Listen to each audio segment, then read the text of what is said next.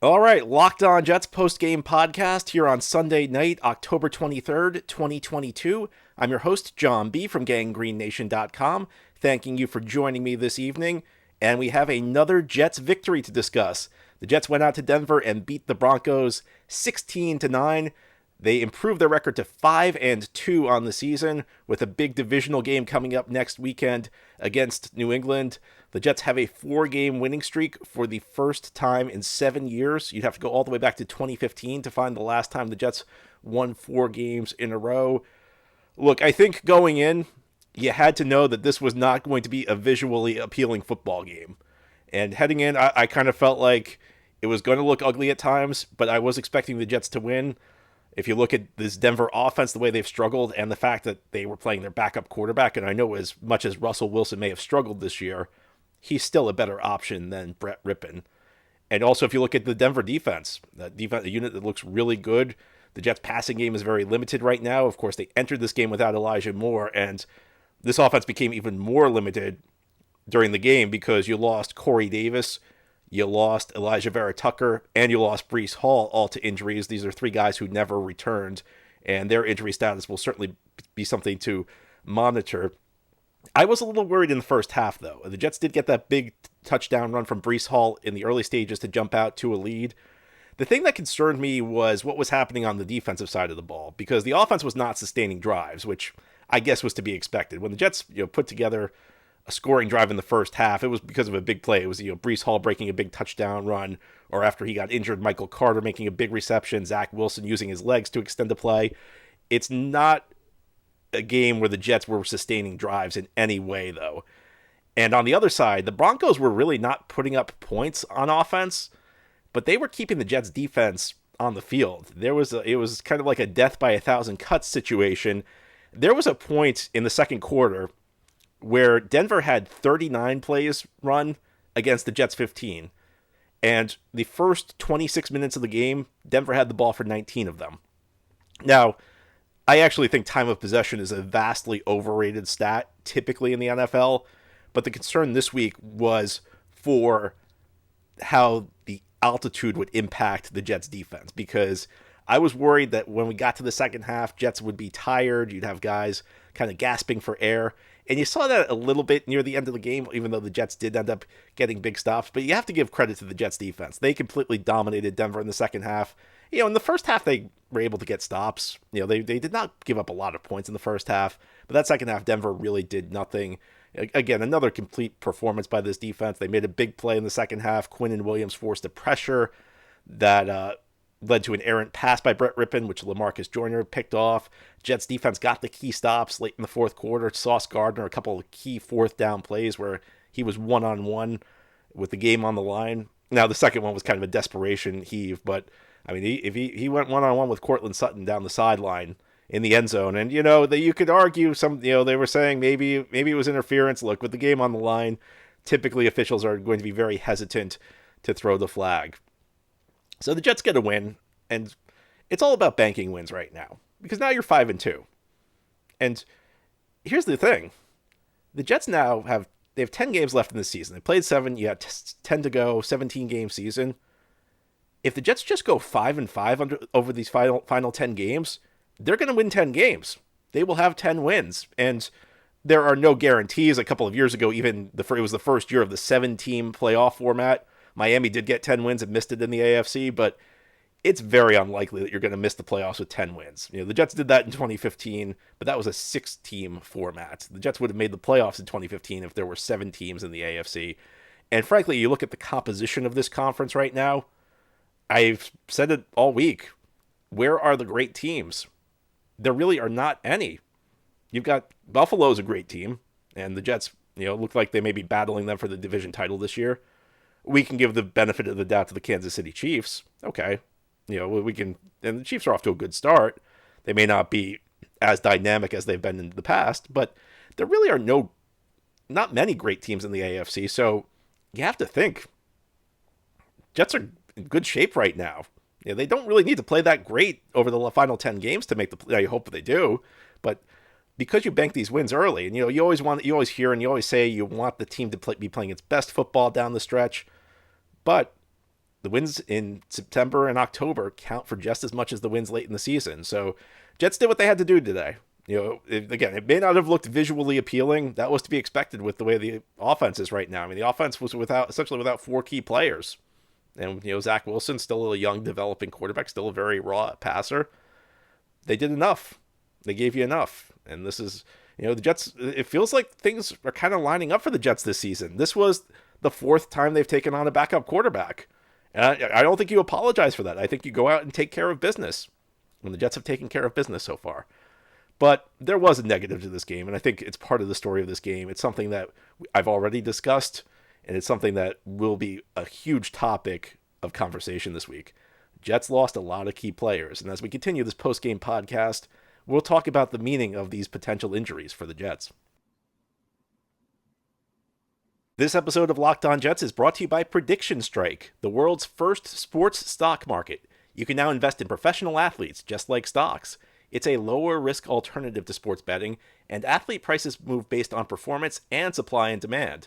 So, if you bought Sauce Gardner after the draft, you're looking at that stock going way up. And athletes benefit too. They're entitled to a percentage of their market cap.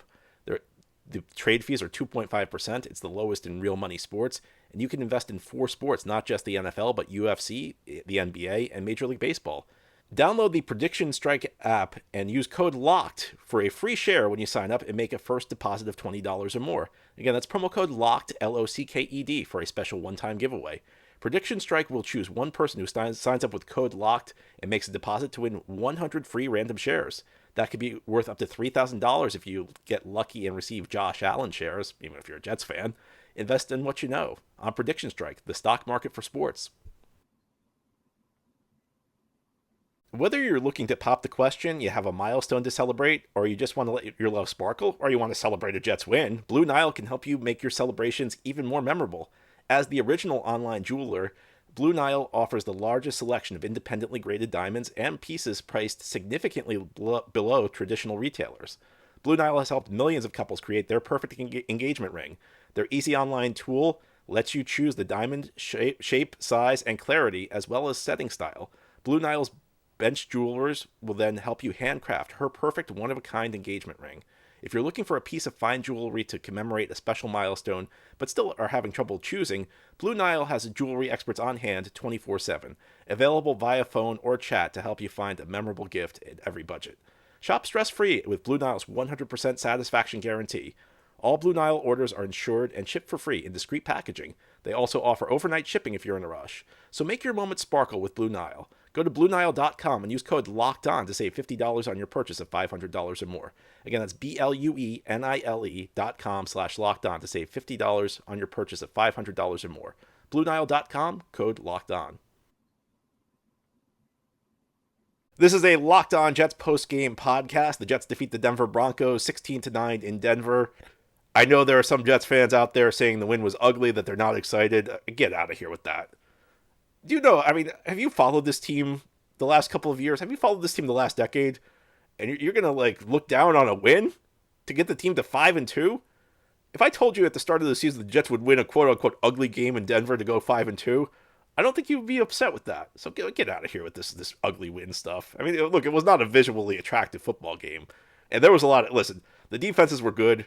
There was also a lot of bad offense. But you take it. I will never turn down a win after what we've been through the last decade plus with the Jets. The news, however, was not good. If you want to be upset about something from this game, stop with the ugly win stuff. The injuries. Elijah Vera Tucker goes down. So the Jets, again, it feels like they finally found the mix on the offensive line. It feels like they finally figured out this tackle thing. With Dwayne Brown at left tackle, even though he had a bad game, he had 3 penalties. And Elijah Vera Tucker at right tackle.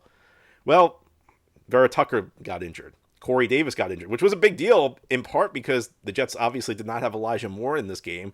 And then for me, the biggest injury was Breece Hall, who went down. And obviously that means Michael Carter, as long as Hall is out, Michael Carter is going to see his playing time increase. To me, Hall's the biggest injury because he's so integral to what the Jets do on offense. What's the difference between Breece Hall and Michael Carter? Michael Carter's a quality back. Having Michael Carter as your number 2 back is an excellent situation to be in. And if you have an injury at the running back position, you can plug Michael Carter in there. That's a good thing. But Michael Carter's only a quality back. Breece Hall's a guy who can pretty much run he can be your entire offense, and he's been the Jets' entire offense the last 3 weeks or so. So you hope he's okay, because that would be a pretty big loss. You also have Corey Davis at the receiver position, and we don't know what's going to go on with Elijah Moore. You hope what happens is Elijah Moore, has eaten some humble pie after what's happened after, he was not there this weekend, because it's unclear what's going to happen with Moore. The Jets need him, though, and I think, this game kind of showed you the Jets need Elijah Moore in the lineup. They especially need him, though, if Corey Davis goes down. So if you're playing without Corey Davis, that's tough. And then Vera Tucker, I mean, my goodness. The Jets have had a lot of luck this year. I mean, you look at the way close games have shaken out. You look at all the backup quarterbacks they've played.